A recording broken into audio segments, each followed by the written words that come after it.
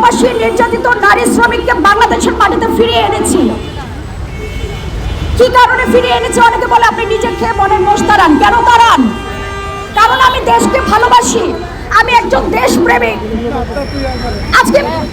আজকে দেশের বাইরে যে সকল প্রবাসীরা মারা যায়, তারা বৈধভাবে হোক সেখানে কিংবা অবৈধভাবে, তাদের লাশ কেন সরকারি খরচে দেশে ফিরিয়ে আনার জন্য আমি আপ্রাণ লড়াই করি, যুদ্ধ করি, কারণ আমি দেশকে ভালোবাসি।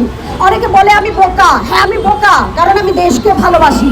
আজকে দেখেন, আমাদের আজকের জাতীয় দৈনিকগুলোতে একটা সংবাদ এসেছে, কুড়িগ্রামের রৌমারী সীমান্তে যে পশিন সমস্যার কারণে একটা পরিবার, সেখানে কয়েক মাসের শিশু থেকে শুরু করে 9 জনের একটা পরিবার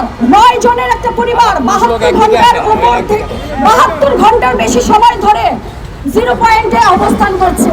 না তাদের একটু পানি মুখে যাচ্ছে এই শিশুগুলো থেকে শুরু করে বৃদ্ধ পর্যন্ত, না তারা রোদের মধ্যে একটু ছায়া পাচ্ছে এই যে পশিন সমস্যার কারণে। এই পশিন সমস্যা অতি দ্রুত সমাধান করবে বর্তমান সরকার, এটা আমাদের দাবি। আর আরেকটা বিষয় হচ্ছে এই যে সীমান্ত হত্যা, ফেলানি থেকে শুরু করে একের পর এক সীমান্তে যে হত্যা হচ্ছে, এই সীমান্ত হত্যার বিচার কি আমরা এখন পর্যন্ত পেয়েছি? পাইনি। এই বিচারগুলো নিয়ে এখন পর্যন্ত কোনো রাজনৈতিক দল, কোনো সংগঠন এখন পর্যন্ত নতুন ধারা বাংলাদেশ এনডিবি ছাড়া কোনোদিন কাউকে দেখেছেন কথা বলেছে? তারা সবাই হালুয়া রুটি কিভাবে ভাগাভাগি করা যায় সেই বিষয় নিয়ে তারা সব সময় আন্দোলন করেন, কথা বলেন, টেলিভিশনে টক শোতে বসে বসে বড় বড় কথা বলেন।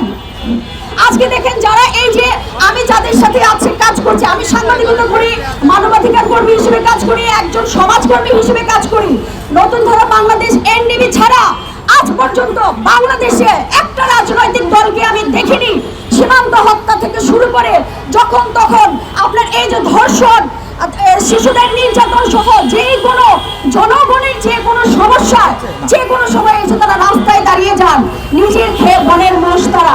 কেন? তারাই আসলে সত্যিকার অর্থে দেশপ্রেমিক, তারাই দেশপ্রেমিক বলে তারা রাজনীতি করেন জনগণের। তো আমরা এই সরকারের কাছে দাবি করব অতি দ্রুত সীমান্ত হত্যা বন্ধ সহ পশিন সমস্যা সমাধান ও মানব পাচার রোধে আপনারা সৎ এবং সততার সাথে কার্যক্রম গ্রহণ করবেন। ধন্যবাদ সবাইকে।